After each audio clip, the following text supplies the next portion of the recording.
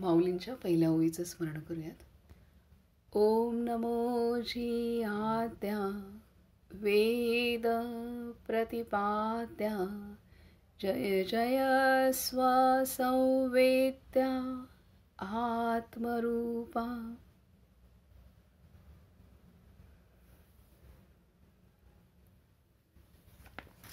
सर्वांना नमस्कार. बाबा मुक्तानंद आपणाला माऊलींची जी पहिली ओवी आहे, ज्ञानेश्वरीची सुरुवातच ज्या ओवीने झालेली आहे, ओम नमोजी आद्या वेद प्रतिपाद्या जय जय स्वसंवेद्या आत्मरूपा. आपल्या आत्मरूपाचं ध्यान करणं हेच माऊलींनी जीवनाचं ध्येय, जीवनाचा पाया आणि कळस ह्या पहिल्याच ओवीत येतोय. आणि पहिल्या ओवीतच पूर्ण ज्ञानेश्वरीचा, पूर्ण भगवद्गीतेचा, पूर्ण वेदांचा सार पहिल्या ओवीतच येतोय. आणि ही पहिली ओवी म्हणजेच आत्मध्यान करणं हे आपणाला माऊली पहिल्या ओवीतच सर्व सूत्र सांगून दिलेलं आहे. आणि आता तीच माऊली आपणाला बाबा मुक्तानंदांच्या वाणीच्या माध्यमातनं हे आत्मरूपाचं ध्यान आपण कशा पद्धतीने करू शकतो आणि त्यामध्ये आपण आपली गती आणि प्रगती कशी साधू शकतो ह्यासाठी आपल्याला बाबा मुक्तानंदांच्या वाणीचा आधार माऊली आपल्याला घेते आणि शिकवते. आपण कालपर्यंत पाहिलं की हे बाबा मुक्तानंदांनी आपल्याला सांगितलं आहे की पूर्णातून पूर्णाची पूर्ण रूपाने निर्मिती होते आणि निर्माण झालेलं जे पूर्ण आहे ते आपल्या पूर्ण भावामध्ये शिल्लक राहतं. मग हे आपलं खरं स्वरूप आहे की आपलं जीवन कोणत्याही पद्धतीचं का असेना, आपला स्वभाव किती रागीट आहे की किती प्रेमळ आहे, किती मनमिळावू आहे की किती कठोर आहे, किंवा आपलं कर्म पुण्य आहे की पाप आहे, किंवा आपण चूक करतोय वाईट करतोय, ह्याच्याशी काही देणं घेणं नाही आहे. हे काहीही केलं तरीसुद्धा आपलं जे खरं स्वरूप आहे ते कायम पूर्ण भावात आणि पूर्ण रूपातच शिल्लक राहणार असतं. फक्त त्याची आपल्याला जाणीव नसते. आणि त्यामुळे आपण आपल्या ज्या क्षमता आहेत, आपलं जे स्वरूप आहे त्याच्या क्षमता आपण जाणत नाही. आणि त्यामुळे आपण स्वतःला कमजोर, स्वतःला दुःखी, कष्टी, स्वतःला अपूर्ण समजतो आणि त्यातच जगतो. तर इथे बाबा मुक्तानंद आपणाला सांगत आहेत की आपल्याच आतमध्ये जे पिंडी आहे ते ब्रह्मांडी आहे. पूर्ण ब्रह्मांडामध्ये, विश्वामध्ये जे काही आहे ते सर्व आपल्या आतमध्ये आहेत. सर्व तीर्थ, सर्व बीजाक्षर, सर्व मंत्र, सर्व देवी देवता, सर्व शक्ती परमात्म शक्तीसह आपल्या आतमध्ये उपस्थित आहेत. आणि ह्याचा अनुभव प्रत्येक जण, प्रत्येक व्यक्ती आपण करू शकतो. आणि फक्त आपल्याला विस्मरण झालेलं आहे आणि आपणाला आपलं स्वतःचं शिक्षण नाही आहे. तर बाबा मुक्तानंद आपणाला सांगत आहेत की आता जसं आपण शाळेचा अभ्यास शिकतो, त्यासाठी विद्यालयात जातो, शाळेत जातो, कॉलेजला जातो आणि आपण शिकतो, तसाच आता आपण हा अभ्यास पण शिकला पाहिजे की आपण आपला परिचयाचा की कोण आहोत. आणि ते शिकण्यासाठी आपणाला सद्गुरू आवश्यक आहेत. आणि ते ह्यासाठी आपल्या जीवनात सद्गुरू तत्व येणं आवश्यक आहे. सद्गुरू तत्व आपल्या जीवनात जोपर्यंत येत नाही तोपर्यंत आपलं झालेलं विस्मरण दूर होऊ शकत नाही. आणि खास आपल्याला ते सांगतायत की आता जागं होणं आवश्यक आहे.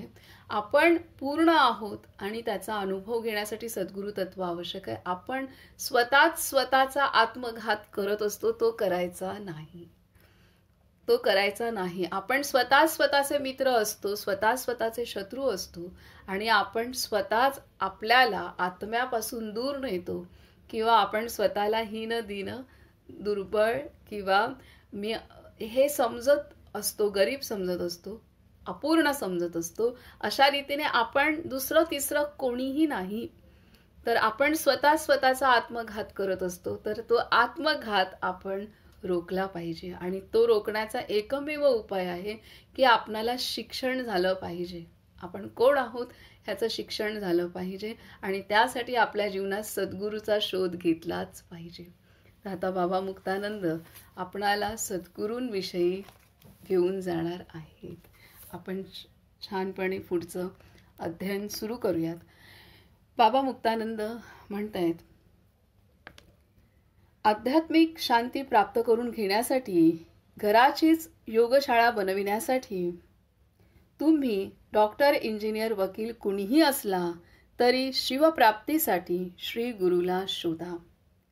आध्यात्मिक शांती प्राप्त करून घेण्यासाठी, घराचीच योगशाळा बनवण्यासाठी तुम्ही डॉक्टर, इंजिनियर, वकील कुणीही असला तरी शिवप्राप्तीसाठी श्री गुरुला शोधा. बाबा मुक्तानंद आता गुरुचे महात्म्य या शीर्षकाखाली गुरुची महती आणि गुरुचं कार्य आपल्याला वर्णन करत आहेत. बाबा म्हणतात, गुरुचे महात्म्य. ईश्वरी साक्षात्कार एकमात्र श्री गुरुकृपेनेच होऊ शकतो. ज्ञानप्रकाशयुक्त श्री गुरु म्हणजे परंपरेने चालत आलेले परब्रह्मच होय. अशा गुरुची महाकृपा प्राप्त करून घेतली पाहिजे. जोपर्यंत श्री गुरूंच्या कृपेने आपली अंतर्शक्ती जागृत होत नाही, अंतर्ज्योती प्रकाशत नाही, अंतर्यामीचा दिव्य ज्ञाननेत्र खुलत नाही, तोपर्यंत आपली जीवदशा संपत नाही. काय म्हणतायत बाबा, की ज्ञानप्रकाशयुक्त श्री गुरु म्हणजे परंपरेने चालत आलेले परब्रह्मच होय. ईश्वरी साक्षात्कार एकमात्र श्री गुरुकृपेनेच होऊ शकतो. ज्ञान प्रकाशयुक्त श्री गुरु म्हणजे परंपरेने चालत आलेले परब्रह्मच होय. अशा गुरुची महाकृपा प्राप्त करून घेतली पाहिजे. जोपर्यंत श्री गुरूंच्या कृपेने आपली अंतर्शक्ती जागृत होत नाही, अंतर्ज्योती प्रकाशत नाही, अंतर्यामीचा दिव्य ज्ञाननेत्र खुलत नाही, तोपर्यंत आपली जीवदशा संपत नाही. जीवदशा चालू असेपर्यंत ब्रह्मदशेच्या दिव्य अनुभवात रमणे शक्य होत नाही. ज्याप्रमाणे निद्रिस्त राजा स्वप्नात भिकारी बनून स्वतःला खरोखरीच भिकारी समजून दुःखी होतो, त्याप्रमाणे अज्ञान निद्रेमध्ये हा आत्मा जीव बनून त्या कंगाल अवस्थेत स्वतःला करता, भोगता, अल्प आणि साधारण समजून दुःख भोगत राहत असतो. म्हणून अंतर्विकास होण्यासाठी, दिव्यत्वाच्या प्राप्तीसाठी, पराशिवपद प्राप्त होण्यासाठी आपल्याला मार्गदर्शकाची म्हणजे पूर्ण सत्य ज्ञात्या शक्तिशाली सद्गुरूची अत्यंत आवश्यकता असते. ज्याप्रमाणे प्राणाशिवाय जीवन नाही, त्याचप्रमाणे गुरुशिवाय ज्ञान नाही, शक्तीचा विकास नाही, अज्ञान अंधकाराचा विनाश नाही, तृतीय नेत्राचा उदय नाही. काय म्हणतायत, की ज्याप्रमाणे प्राणाशिवाय जीवन नाही, त्याचप्रमाणे गुरुशिवाय ज्ञान नाही, शक्तीचा विकास नाही, अज्ञान अंधकाराचा विनाश नाही, तृतीय नेत्राचा उदय नाही. मित्र, पुत्र, बंधू, पत्नी या सर्वांपेक्षाही गुरुची आवश्यकता अधिक आहे. मित्र, पुत्र, बंधू, पत्नी या सर्वांपेक्षाही गुरुची आवश्यकता अधिक आहे. संपत्ती, कारखाने, कला, संगीत यांपेक्षाही आपल्याला गुरुची जास्त जरुरी आहे. अधिक काय सांगू, आरोग्य आणि प्राणापेक्षाही गुरुची जरुरी जास्त आहे. श्री गुरुकृपेनेच आपण आपल्या अंतर्शक्तीचा विकास करू शकतो. गुरुचा महिमा रहस्यमय आणि अतिदिव्य आहे. ते मानवाला नवीन जन्म देतात, ज्ञानप्रचिती करवून देतात, साधना मार्गाला लावून ईशानुरागी बनवितात. जगात गुरु पुष्कळ असतात. कोणीही गुरु बनतो. कुठेही जा, गुरुच गुरु पाहायला मिळतात. या अनंत गुरूंची मतमतांतरे ऐकून जनता थकून गेली आहे. जो कोणी गुरु बनून येतो तो आपला एक नवा पंथ काढतो. तो स्वतः कोणाचाही शिष्य नसला तरी सर्वांचा गुरु बनतो. अनेक मते, अनेक पंथ हे पण एक उपजीविकेचे साधन झाले आहे. परिश्रमाशिवाय करता येण्यासारखा एक व्यवसाय होऊन बसला आहे. परंतु असे होता कामा नये. जो शिष्याची अंतर्शक्ती जागृत करून त्याला आत्मानंदात रंगवून टाकतो तो गुरु. जो शिष्याची अंतर्शक्ती जागृत करून त्याला आत्मानंदात रंगवून टाकतो तो गुरु. जो शक्तिपातद्वारा अंतर्शक्ती कुंडलिनी जागृत करतो म्हणजेच मनुष्याच्या शरीरात पारमेश्वरी शक्ती संचारित करतो जो योग दीक्षा देतो, ज्ञानाची मस्ती देतो, भक्तीचे प्रेम देतो, कर्मातही निष्कामता शिकवतो, जिवंतपणीच मोक्ष प्राप्ती करून देतो तो गुरु. अशी गुरुची व्याख्या आहे. पुन्हा आपण वाचूयात. जो शिष्याची अंतर्शक्ती जागृत करून त्याला आत्मानंदात रंगवून टाकतो तो गुरु. जो शक्तिपातद्वारा अंतर्शक्ती कुंडलिनी जागृत करतो म्हणजेच मनुष्याच्या शरीरात पारमेश्वरी शक्ती संचारित करतो, जो योग दीक्षा देतो, ज्ञानाची मस्ती देतो, भक्तीचे प्रेम देतो, कर्मातही निष्कामता शिकवतो, जिवंतपणीच मोक्ष प्राप्ती करून देतो तो गुरु. अशी गुरुची व्याख्या आहे. परमगुरु शिवाहून भिन्न नसतो. तोच शिव, तोच राम, तोच शक्ती, तोच गणपती, तोच तुमची माता पिता, जगद्वंद्य परमगुरु आदिनाथांपासून चालत आलेल्या परंपरेत आजपर्यंत निर्माण झालेले असे थोर गुरु शिष्याच्या शरीरात ज्योती प्रज्वलित करण्याची अनुग्रहरूप कृपा करतात आणि आपण आपल्याच लीलेत रममान होऊन राहतात. गुरु कृपेने नर नारायण रूप होऊन आनंदात मस्त राहतो. अशा गुरूंचा महिमा अपार आहे. सामान्य जडबुद्धीची माणसे त्यांना ओळखू शकत नाहीत. इथे अत्यंत सुंदर,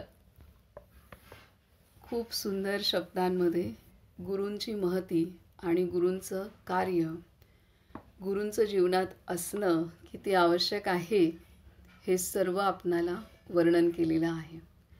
इथे सर्वात महत्त्वाचं सांगितलेलं आहे, कितीही नाती असली देहधारी तरीसुद्धा गुरु जीवनात नाही आहे, सद्गुरु तत्व जीवनात नसेल तर जसा प्राणाशिवाय जीवन असू शकत नाही तसंच गुरुशिवाय ज्ञान असू शकत नाही. त्यामुळे असंख्य नाती आहेत, फार जीवाभावाची आहेत, पण जर सद्गुरू नसेल तर आपलं जीवन हे ज्ञानहीन, शक्तिहीनच असणार आहे, अपूर्णच असणार आहे. त्यामुळे सर्व जरी नात्यांमध्ये एखादं नातं नसेल किंवा असलेली नाती कशी वागत असली तरी, काही असलं तरीसुद्धा जर आपल्या जीवनात सद्गुरु तत्व आहे तर त्याच्यासारखं पूर्णत्व दुसरं कुठलंही असू शकत नाही. अनेकदा आपण काही नात्यांच्या उणिवात असतो, जगत असतो आणि जे पूर्ण तत्व आपल्याला मिळालेलं आहे त्या तत्वापासून स्वतःला दूर पण करतो आपण. तर त्यामुळे आपल्या सर्वच नात्यांच्या सोबत माझं सद्गुरूशी असलेलं नातं, जसं देहधारीशी असलेलं नातं आपण अनुभवतो ते आपल्याला एकदम जवळचं वाटतं. त्याच पद्धतीने आपण आपले सर्व संबंध, आपले सर्व काही गोष्टी आपल्या सद्गुरूंशी, भगवंताशी जोडण्याचा आणि ते नातं शरीराच्या रूपात पण अनुभवण्याचा प्रयत्न करावा. अगदी म्हणजे जरी ते देहात नसतील, आपले सद्गुरू जर समाधी रूपात आहेत, सूक्ष्म रूपात आहेत, तरीसुद्धा आपण जसं त्यांना आपल्या जवळ आहेत इतकं ते जणू काही देहधारी कसा जवळ असतो तसं ते जवळ आहेत माझ्या इतकं अनुभवण्याचा आपण प्रयत्न करू शकतो. आणि तसा करावा तेव्हाच ते नातं आपण त्यांच्याशी जोडू शकतो. कारण आपणाला असं जवळीकतेची फार सवय झाली आहे नात्यांच्या अनेक जन्मांच्या संस्कारामुळे. तर इथे आपणाला ते सांगितले. दुसरी महत्त्वाची गोष्ट खूप सुंदर सांगितलेलं आहे की कितीही संपत्ती असेल, काय असेल, पण ही गुरुची संपत्ती नसेल तरी पण बाकी संपत्तीला तेवढा विशेष अर्थ नाही. त्यानंतर महत्त्वाचं आहे की आपलं शरीर आजारी आहे, निरोगी आहे, कुठलंही असेल तरीसुद्धा आपल्या जीवनात त्याला शरीर आजारी असलं तरी चालेल, पण गुरु पाहिजेत. ही महत्त्वाची गोष्ट आहे. सद्गुरू पाहिजेत. शरीर खूप चांगला सुदृढ आहे, परंतु सद्गुरू तत्व जीवनात नाही तर त्याला काही अर्थ नाही. तर इतकं त्यांनी खूप सुंदर वर्णन आपल्याला केलेलं आहे की गुरुची किती नितांत निकड आवश्यकता आहे मानवासाठी, हे आवश्यक आहे. आणि का आवश्यकता आहे तर आपल्याला गुरु आपल्या आतमधली असलेली शक्ती जागृत करतो की जी सुप्त अवस्थेत आहे. आपण आपल्याला नेहमी दीन किंवा असं शक्तिहीन, अपूर्ण असंच अनुभवत असतो, कारण तेच अनुभव आपल्याला येतात. पण सद्गुरू तत्व जेव्हा जीवनात येतं तेव्हा आपणाला आपल्या आतमधली शक्ती जागृत करतो. आपल्यातला जो अज्ञान आहे आपल्याला आपली ओळख करून देतो की जे आपण विसरलेलो असतो. त्यानंतर आपल्याला ज्ञान करून देतो आणि आपल्या आतमध्ये साधनेला आपल्याला गोडी लावून देतो. त्यानंतर भक्तीची गोडी लावून देतो, निष्काम कर्माची गोडी लावून देतो. हे सर्व काही गुरु करतो, कारण त्याने ते केलेलं असतं, त्याने ते स्वतः आचरण केलेलं असतं आणि तो भगवत स्वरूप झालेला असतो. त्यामुळे त्याने जे अनुभव आहेत ती पूर्ण अनुभवांची शिदोरी तो आपल्या शिष्याला प्रदान करतो आणि अनुग्रहाच्या रूपाने ते तो प्रदान करतो. तर एवढं आपल्याला गुरूंचं महत्त्व आहे. आणि गुरु ही त्यांनी सांगितलेलं आहे की जी मूळ परंपरा आहे, म्हणजे जे भगवत स्वरूप आहे, भगवंताचं तत्व आहे, त्या तत्वापासून सद्गुरू तत्व चालत आलेलं आहे. तर त्याच्यामुळे ते भगवत स्वरूपच असतात गुरु आपले, आणि तिथून ती परंपरा गुरूंची चालू आलेली असते. ते ज्ञान त्यांनी तिथून संपादन केलेलं असतं, ती शक्ती, ज्ञान, सच्चित आनंद स्वरूप ते झालेले असतात. तर अशा रीतीने आपणाला खूप सुंदर रीतीने गुरूंची महती इथे सांगितलेली आहे. आणि त्यामुळे जे आपण विस्मरण झालेलं आहे आपल्याला, आपण कोण आहोत, आणि त्यामुळे आपलं कसं झालेलं आहे की आपण नारायण होतो. आपल्याला भगवंताने जेव्हा जन्म दिलेला आहे, पहिला जन्म ह्या सृष्टीत मानवाचा झाला होता, त्यावेळेला त्याला नारायण स्वरूपातच पाठवलं होतं, म्हणजे पूर्ण पुरुष स्वरूपात पाठवलं होतं. परंतु तो विसरला आणि नारायणाचा सामान्य माणूस झाला विस्मरणामुळे. आणि त्यामुळे जो सदाशिव होता, म्हणजे कायम मुक्त होता, तो अज्ञानामुळे, विस्मरण झाल्यामुळे तो काय झाला, जीवदशेत अडकला. आत्मस्वरूप त्याचं विसरला आणि तो जीवदशेत अडकला. आणि तिसरं हे विस्मरण झाल्यामुळे जो मुक्त अवस्थेत होता तो जीव झाल्यामुळे तो बद्ध अवस्थेत अडकला. त्याने स्वतःला अडकवून घेतलं, स्वतःच स्वतःभोवती पिंजरा तयार केला, स्वतःलाच त्याने जीवदशेत कैद केलं. आणि अशी कैद सोडवतात आपल्याला सद्गुरू, सोडवतात की तू जीव नाही आहेस तर तू शिव आहेस आणि तू स्वतःला मुक्त करू शकतोस, आणि ह्या जाणीवेतच आपण मुक्त होऊ शकतो. तर हे आपल्याला इथे बाबा मुक्तानंद अत्यंत सुंदर अशा एक शब्द असा टिपण्यासारखा आहे आणि पूर्णतः वारंवार ऐकण्यासारखं आहे. आणि त्यावरती मनन चिंतन करून आपलं सद्गुरू तत्व आपल्या आतमध्ये घट्ट करण्यासारखे बाबा मुक्तानंदांचे प्रत्येक शब्द आहेत. पुढे आपण वाचूयात. आणि हे सांगितल्यानंतर आपल्याला ते सावधान पण करतायत. असंख्य गुरु आहेत आज की जे कोणाचे शिष्य झाले नाहीत पण गुरु सर्वांचे होत आहेत. तर अशा गुरूंपासून पण आपणाला सावधान राहायचं आहे. कारण चुकून माकून जर आपण असे गुरु केले झाले आपल्या ह्याच्यात तर त्यांचे अपूर्णत्व आपल्याला येऊ शकतं आणि त्याच्यामुळे आपण पूर्ण अनुभूती घेऊ नाही शकत. तर गुरु करण्याआधी किंवा गुरूंच्या बाबतीत सावधान राहणं पण आवश्यक आहे. कारण आजची परिस्थिती तशी आहे. बाबा मुक्तानंद पुढे सांगतात, गुरुजनांना जगाच्या साऱ्या व्यवहारांची यथार्थ समज असते. अदृष्टाच्या नियमाचे त्यांना पूर्ण ज्ञान असते. परमात्म ज्ञानाचीही त्यांना पूर्ण प्रचिती असते. ते परमार्थात पूर्ण कुशल आणि व्यवहारातही अत्यंत हुशार असतात. अशा गुरुजनांच्या आश्रयाला राहणारे शिष्य महान संकटे देखील सहज पचवू शकतात. सिद्धाश्रमात राहणारी साधक मंडळी घोर परिस्थितीतही निर्भयपणे राहतात. गुरुदेव नित्यानंदांच्या आश्रयाला राहणारी साधक मंडळी निर्भय असत. त्यांचा महिमा अपूर्व होता. भगवान नित्यानंद आपल्या भक्तांना त्यांच्या स्वतःच्या घरातच वैकुंठ सुखाचा अनुभव देत असत. ते महापुरुष आपल्या कृपामात्राने भक्तांना योगी बनवीत आणि कोणत्याही कठीण साधनेशिवाय साधकाला भक्ती सुखाचा पुजारी बनवून टाकीत. कृपामात्राने ज्ञानदृष्टी प्राप्त करून देत. प्रपंचातच ब्रह्मदर्शन घडवीत. स्त्री पुरुषांना परस्पर देवोभव चा मंत्र शिकवित. ते महान सिद्ध लोकवासी होते. पूर्ण सिद्ध होते. ज्ञान, योग, भक्ती आणि कर्म यांचा त्यांच्या ठिकाणी पूर्ण समन्वय झाला होता. ज्ञान, योग, भक्ती आणि कर्म यांचा त्यांच्या ठिकाणी पूर्ण समन्वय झाला होता. ते महान कुशल योगी असले तरी सामान्य मनुष्यासारखे राहत. ते सदैव अमनस्क स्थितीत राहत. जणू काही त्यांचे चित्तच चैतन्य झाले होते.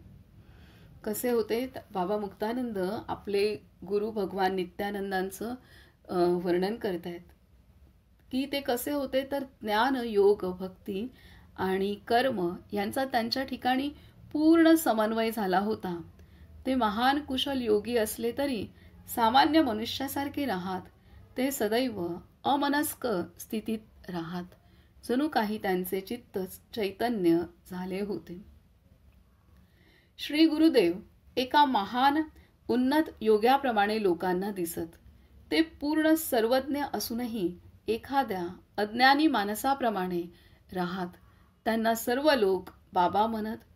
वृद्धी सिद्धींना त्यांच्या हिशेबी फारशी किंमत नव्हती. कारण पराशिवाच्या आत्मचमत्कारापुढे त्यांना इतर चमत्कार गुणहीन वाटत असत. शिवात विश्व सामावले आहे. यापेक्षा मोठा चमत्कार तो कोणता? तरी सुद्धा कुणालाही ओळखता न येणाऱ्या उच्च कोटीच्या सिद्धी त्यांच्या ठिकाणी गुप्तपणे वास करीत होत्या. सिद्धांपाशी सिद्धी सहज असतातच. मुद्दाम जागृत केल्या नाहीत तरी सुद्धा त्या आपोआप कार्य करीत असतात. सिद्ध पुरुषांपाशी सिद्धी नाचत असतात. वृद्धी तर त्यांना आपले निवासस्थानच बनवतात. असे सिद्ध पुरुष जन्माला आले म्हणजे पृथ्वी आपल्याला सनात समजते. भगवान नित्यानंदांचे जगात फार मोठे नाव आहे. ते विलक्षण महापुरुष होते. त्यांची स्मृती, त्यांचे गुणगान आणि त्यांचे दर्शन यावत चंद्र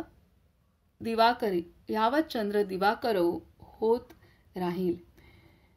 साऱ्या जगात सन्मान व्हावा इतका त्यांचा महान महिमा होता. कारण त्यांचे ठिकाणी गुरुत्व पूर्ण प्रगट झाले होते. त्यांच्या गुणसंकीर्तनाने आणि त्यांच्या स्मरणाने देखील भाविक लोकांना शक्तिपात होत असे. आज सुद्धा त्यांच्या समाधीच्या दर्शनाने किंवा त्यांचे चित्र जरी दृष्टीस पडले तरी शक्ती प्राप्त होते. तत्वदृष्टीने ते या जगाला अंतर्बाह्य व्यापून राहिले आहेत. सर्वात्म्यात लीन झालेले महान पुरुष सर्वव्यापी होत असतात. आता इथं बाबा मुक्तानंद आपल्या गुरूंचा भगवान नित्यानंदांचं त्यांच्याविषयी ते स्मरण करतायत. जसं ज्ञानेश्वरीमध्ये माऊली निवृत्तीनाथांचं स्मरण करतायत, तसंच बाबा मुक्तानंदांनी आता आपल्या गुरूंना भगवान नित्यानंदांना स्मरण करून त्यांचा महिमा सांगतायत की ते कसे होते. खूप उच्च कोटीचे आपण माझ्याकडे भगवान नित्यानंदांचं पण चरित्र आहे, छोटंसंच आहे ते, अत्यंत अद्भुत आहे ते सुद्धा. तर खूपच सुंदर आहे ते. म्हणजे त्यांचं कसं ते विश्वासमोर आले. तर भगवान नित्यानंद हे त्यांचा जन्म कसा कुठून झाला, त्यांचे आईवडील हे कोणालाच माहीत नाही आहेत. तर त्यांचं जे गाव आहे म्हणजे तर बहुतेक ते म्हणजे साऊथमधलंच ठिकाण आहे आणि तिथं एक जोडपं होतं आणि त्या जोडप्याला ते जोडपं अत्यंत श्रद्धायुक्त अंतःकरणाचं, भक्तियुक्त अंतःकरणाचं होतं आणि त्यांच्या पत्नीला पहाटेला जाणवलं की म्हणजे ते मंदिरात जायचेच पहाटे उठून. तर त्या दिवशी सुद्धा त्यांना काही स्वप्न पडलं, दृष्टांत पडला आणि ती पत्नी उठून मंदिराकडे जायला लागली. खूप प्रचंड पाऊस होता आणि तिथे शेष होता आणि शेषाच्या खाली भगवान नित्यानंद बाळ स्वरूपात त्यांना आढळले आणि मग ती त्यांना घरी घेऊन आली. तर त्यांचं पहिलं दर्शन हे असं आहे की शेषाने फणा होता शेषाचा आणि त्याखाली बाळ स्वरूपामध्ये भगवान नित्यानंद होते आणि प्रचंड पाऊस होता आणि तिथे त्या शेषाने त्या बाळाचं संरक्षण केलं होतं आणि ते घेऊन आले आणि मग पुढे त्यांचं सर्व काही आहे. तर ह्या पद्धतीने त्यांचं आहे आणि लहानपणात म्हणजे त्या ह्यातच होते, पूर्णच पुरुष ते. आणि मग सर्व काही कार्य त्यांचं झालं आणि गणेशपुरीमध्ये त्यांचं मोठं कार्य झाल्यानंतर आणि अनेक साधक देश विदेशातले अनेकांचा अनुग्रह. बाबा मुक्तानंद पण त्यांना गणेशपुरीमध्येच भेटले, येवल्याचे बाबा मुक्तानंद. आणि गणेशपुरीमध्ये आता पुढे येईलच सर्व. आणि गणेशपुरीमध्ये मग येऊन ते राहिले, साधना केली सर्व काही. आणि इथे त्यांनी अत्यंत रुद्धिसिद्धी म्हणजे मी त्यांचं जे वाचन केलेलं आहे तर त्याच्यामध्ये त्यांनी सांगितलं की सप्तर्षीसुद्धा गणेशपुरीमध्ये जे कुंड आहेत, गरम पाण्याचे कुंड, तिथे पहाटे स्नानाला येतात, आंघोळ करायला येतात. तर त्याच्यामुळे बाबा म्हणजे ते भेटायला येतात यांना, नित्यानंद, भगवान नित्यानंदांना. आणि ते तिथे जी कुंड आहेत, आजही तिथे ती कुंड आहेत, खूप छान आहेत. तर त्या कुंडामध्ये ते स्नान करायला येतात. म्हणून जेव्हा बाबांना भेटायला यायचे म्हणजे नित्यानंदना भेटायला यायचे शिष्य साधक, तर तेव्हा ते त्यांना त्या कुंडात आंघोळ करायला सांगायचे. आणि ते कुंड गरम पाण्याचे कुंड आहेत, तर त्याच्यामुळे त्यामध्ये तर शास्त्रीयदृष्ट्या तर सगळे त्वचारोग किंवा दूर करण्याचं सामर्थ्य तर आहेच आहे. परंतु त्याहीपेक्षा मोठं सामर्थ्य हे आहे की तिथे सप्तर्षी येऊन आंघोळ करतात आणि त्यामुळे ती दिव्यत्व आहे त्या जलामध्ये. तर हे आध्यात्मिक शक्ती त्या जलात आहे. शास्त्रीयदृष्ट्या त्या जलामध्ये काही क्लोरीन असेल आणि अजून काही काही मेडिसिनल तत्व असतील, ती गोष्ट निराळी शरीराच्या दृष्टीने, पण आध्यात्मिक दृष्ट्या हे पण महत्त्वाची गोष्ट आहे. तर अशा पद्धतीने तिथे ते कुंड आहेत आणि तिथे म्हणजे त्यांच्याकडे जे पण येणार त्यांना साधकांना त्यांची साधना किंवा त्यांचं ध्यान लगेच लागायचं त्यांच्या तिकडे आल्यानंतर. त्याच्यामुळे कोणत्याही कष्टाशिवाय, कोणत्याही खूप पात्रतेशिवाय किंवा योग्यतेशिवाय साधक भावमग्न होत होते, साधक भक्तिपूर्ण होत होते, साधक भगवंताशी एकरूप होत होते, त्यांना ध्यान लागत होतं असं काही. आणि तिथे ते समाधी अवस्था आणि ह्या सर्व अनुभवत होते साधक.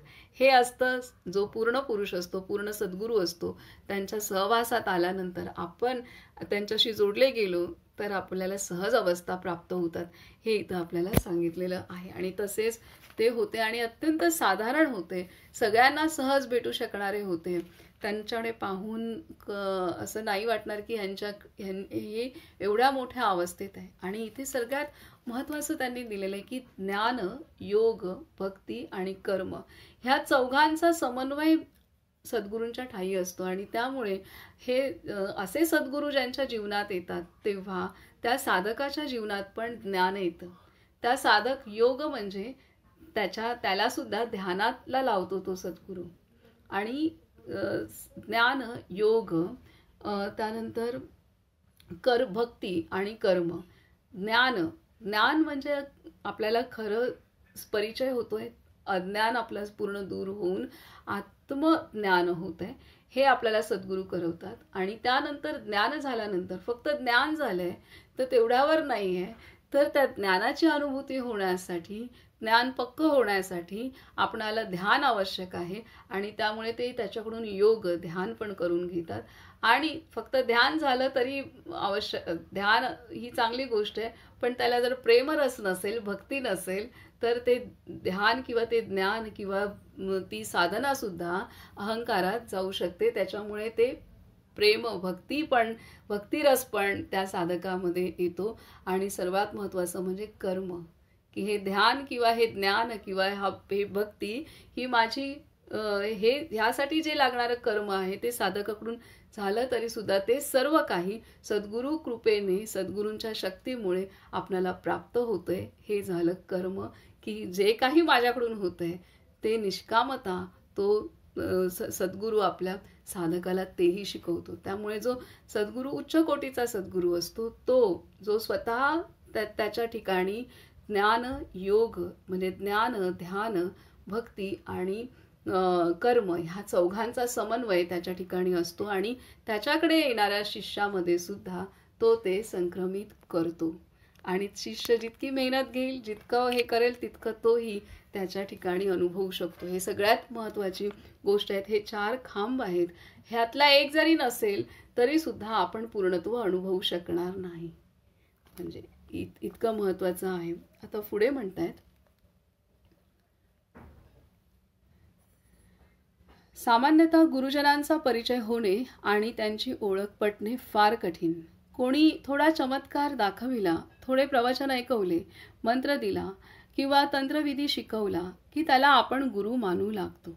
पण अशा रीतीने अनेकांच्या ठिकाणी गुरुत्वाची भावना ठेवून आपल्याला अंतर्समाधान प्राप्त होत नाही.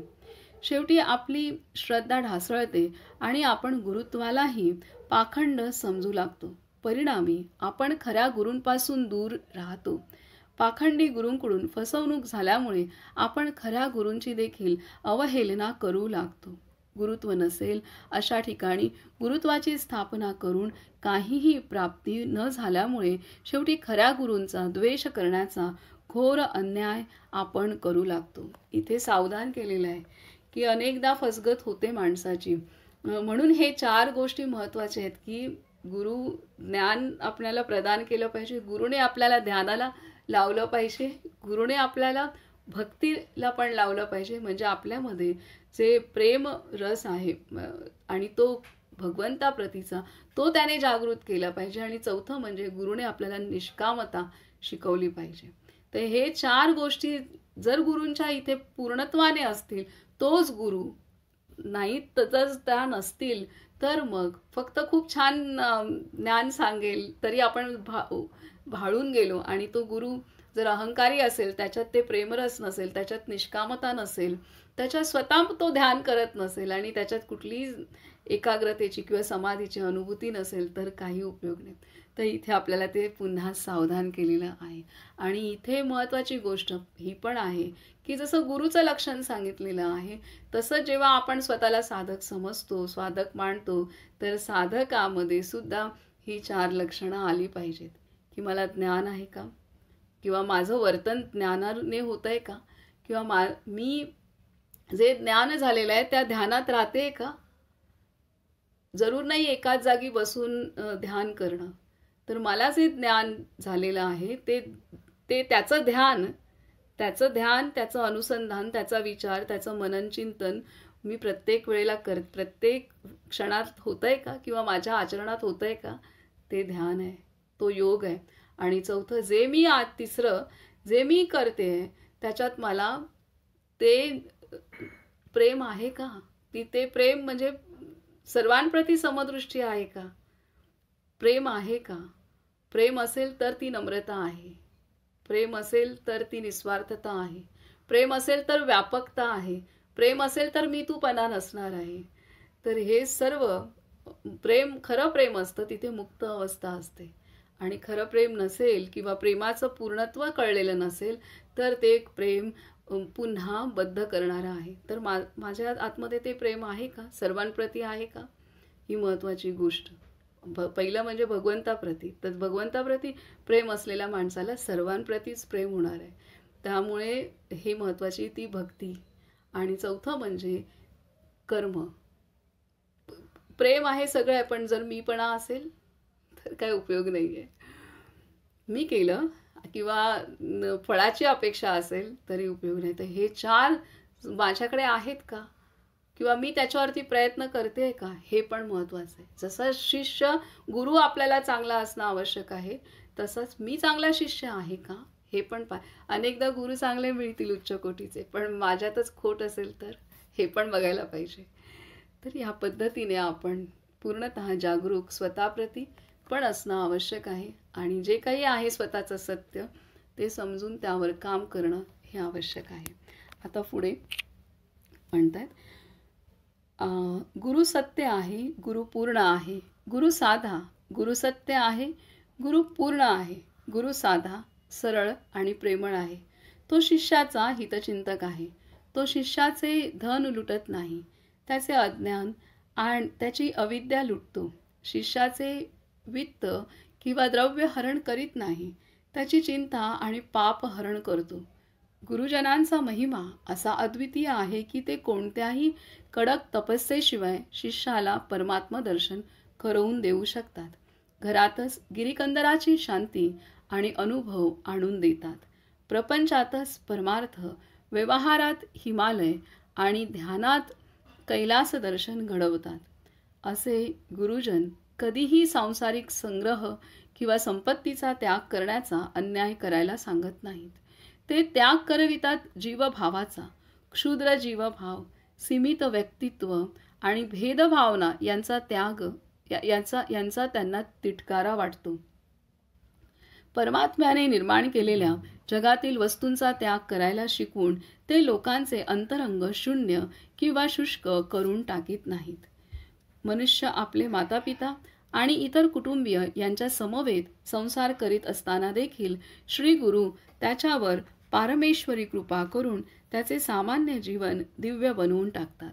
आपल्या सामाजिक जबाबदाऱ्या सांभाळताना संसाराला परमेश्वरी प्रसाद समजून प्रत्येक कर्म ही ईश्वराची आराधनाच आहे या बुद्धीने कर्तव्य पार पाडित असताना गुरुकृपा प्राप्त करून घेऊन हृदयात झळकणारे आत्मरूप मनुष्य ध्यानद्वारा सहज पाहू शकतो. गुरुजन संसारातच परमेश्वराचे दर्शन घडवीत असतात. गुरुकृपा प्राप्त न करता नाना प्रकारची दीक्षा व्रते घेऊन राणावनात गिरीकंदरात रक्त आटवून त्रासाने मनुष्य निरुत्साही बनून जातो आणि मग आपल्या कर्माला आणि नशिबाला दोष देत रडत फेकत बसतो. शेवटी परमात्मा प्राप्ती काही होत नाही आणि मग ती केव्हा होईल, कोण दाखवेल ह्या चिंतेने जळत राहतो. तर अशा पद्धतीने इथे जो खरा गुरु असतो तो कुठलाही त्याग शिष्याला करायला लावत नाही. जिथे तो आहे तिथेच राहून तो आत्मज्ञान कसं प्राप्त करून घेऊ शकतो आणि स्वतःला मुक्त करू शकतो. सर्व कर्तव्य जबाबदाऱ्या पार पाडत असताना ज्या लोकांसोबत राहतोय, ज्या घरात राहतोय तिथंच राहून तो सर्व काही करू शकतो. एवढं सामर्थ्य, एवढी शक्ती तो त्याच्या अनुग्रहातून त्या शिष्याकडे देत असतो. हा खरा सद्गुरू आहे. आणि तो त्या शिष्याचं जीवन निरस किंवा शुष्क बनवत नाही. जे आहे त्याच्यातच तो त्याला ती शक्ती, ते ज्ञान, ते सर्व काही प्रदान करतो. तर इथे आपल्याला सांगितलेलं आहे. आणि इथे धोका पण सांगितलेत. अनेक जण सोडून जातात घरदार आणि मग ते काही पेलू शकत नाहीत. त्याग हा पेलवण्याची गोष्ट आहे. नाही पेलवलं की मग खूप मोठा गोंधळ आहे. असे अनेक आहेत, अनेक खूप मोठे धोके आहेत. आणि मग ते बघून इतरांना पण वाटतं हे काही अध्यात्म काही बरोबर नाही. खरा गुरु हा सर्व कार्य करत असतानाच त्या शिष्याला ह्या संसार बंधनातून मुक्त करत जातो, मुक्त करण्याचं मार्गदर्शन करत जातो, मुक्त होण्यासाठीची शक्ती त्याला प्रदान करतो आणि तसं त्याच्याकडून आचरण करवतो. कुठलीही परिस्थिती कितीही कशी असली तरीसुद्धा तो शिष्य ह्या बंधनातून मुक्त होऊ शकतो आणि आत्मअनुभूती प्राप्त करू शकतो. हे खऱ्या गुरुचं आणि खऱ्या शिष्याचं पण लक्षण आहे. इथं आपण थांबूयात.